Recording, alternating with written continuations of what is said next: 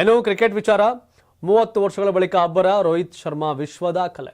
Team India ನಾಯಕ ರೋಹಿತ್ ಶರ್ಮಾ ಲಯಕ್ಕೆ ಮರಳಿದ್ದಾರೆ. ಅದು ಕೂಡ ಭರ್ಜರಿ ಸೆಂಚುರಿ ಸಿಡಿಸುವ ಮೂಲಕ. ಕಟಕ್ನ ಬಾರಾಮತಿ ಕ್ರೀಡಾಂಗಣದಲ್ಲಿ ನಡೆದ ಇಂಗ್ಲೆಂಡ್ ವಿರುದ್ಧದ 2ನೇ ಏಕದಿನ ಪಂದ್ಯದಲ್ಲಿ ಹಿಟ್ಮ್ಯಾನ್ 76 ಎಸೆತಗಳಲ್ಲಿ ಶತಕ ಪೂರೈಸಿದರು. ಈ ಶತಕದೊಂದಿಗೆ ಏಕದಿನ ಕ್ರಿಕೆಟ್ನಲ್ಲಿ ರೋಹಿತ್ ಶರ್ಮಾ ಹೆಸರಿಗೆ ವಿಶೇಷ ವಿಶ್ವ ದಾಖಲೆಯೊಂದು ಸೇರ್ಪಡೆಯಾಯಿತು. ಕಟಕ್ನಲ್ಲಿ ಮೂಡಿಬಂದಿರುವುದು ರೋಹಿತ್ ಶರ್ಮಾ ಅವರ 32ನೇ ಏಕದಿನ ಶತಕ. ಈ 32 ಶತಕಗಳಲ್ಲಿ 22 ಸೆಂಚುರಿಗಳು 30 ವರ್ಷಗಳ ಬಳಿಕ ಮೂಡಿಬಂದಿದ್ದು ವಿಶೇಷ. ಅಂದರೆ ರೋಹಿತ್ ಶರ್ಮಾ ತಮ್ಮ 30ನೇ ಹುಟ್ಟುಹಬ್ಬವನ್ನು ಆಚರಿಸಿದ ಬಳಿಕ ಬರೋಬ್ಬರಿ 22 ಏಕದಿನ ಸೆಂಚುರಿಗಳನ್ನು ಸಿಡಿಸಿದ್ದಾರೆ.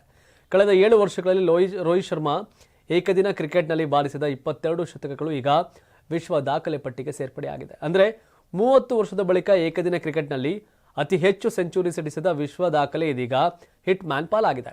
ಇದಕ್ಕೂ ಮುನ್ನ ದಾಖಲೆ ಶ್ರೀಲಂಕಾದ ಸನತ್ ಜಯಸೂರ್ಯ ಹಾಗೂ ತಿಲಕರತ್ನೆ ದಿಲ್ಶಾನ್ ಹೆಸರಿನಲ್ಲಿತ್ತು.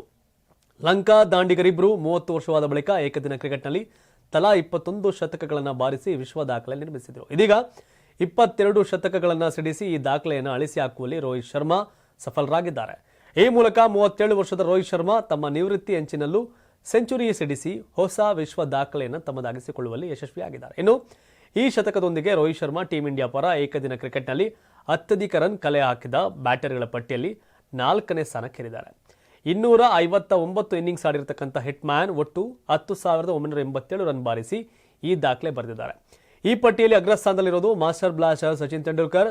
ಸಚಿನ್ 18,426 ರನ್ ಕಲೆ ಹಾಕಿ ವಿಶ್ವ ದಾಖಲೆಯನ್ನು ನಿರ್ಮಿಸಿದ್ದಾರೆ. 84ರಿಂದ 50 kg ಬಂದೆ, ಆಮೇಲೂ ಸಣ್ಣಗೆ ಫಿಟ್ ಆಗಿದ್ದೀನಿ. ಅದಕ್ಕೆ ನಾನು ಯೂಸ್ ಮಾಡ್ತಾ ಇರೋದು ಜೀನಿ ಸ್ಲಿಮ್. ಸಣ್ಣ ಆಗಕ್ಕೆ ಜೀನಿ ಸ್ಲಿಮ್ ಯೂಸ್ ಮಾಡದೆ ಹೆಲ್ದಿನೂ ಅದೇ. ನೀವು ಸಣ್ಣ ಆಗಬೇಕಾ, ಹೆಲ್ದಿ ಆಗಬೇಕಾ? ಹಾಗಿದ್ರೆ ಜೀನಿ ಸ್ಲಿಮ್ ಯೂಸ್ ಮಾಡಿ. ಸಣ್ಣ ಆಗೋದಕ್ಕೆ ಯಾವುದೋ ಪ್ರಾಡಕ್ಟ್ ಹೇಳ್ತಾ ಇದ್ದಾಳೆ, ಏನಾದರೂ ಸೈಡ್ ಎಫೆಕ್ಟ್ಸ್ ಇದೆ ಅಂತ ಯೋಚನೆ ಮಾಡ್ತಾ ಇದ್ದೀರಾ?